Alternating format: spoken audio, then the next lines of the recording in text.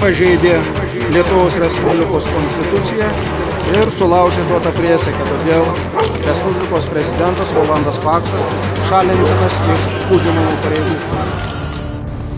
Begėdiška, nachališka neteisybė.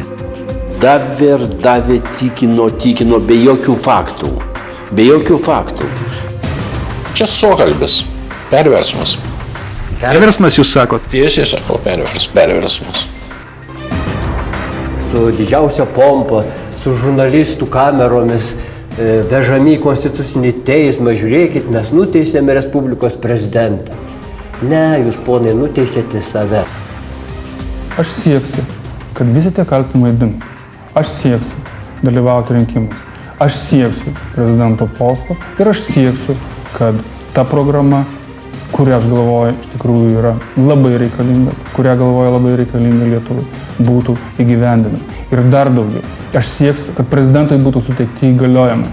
Ir kad jis galėtų nepasislėpti už žmonių nugarų ir pasakyti, jie blogai daro. Kad jis turėtų įgaliojimus spręsti savo vadovaujamus valstybės klausimus. O neslėptis, aš iš šono žiūriu, o jūs esat blogi.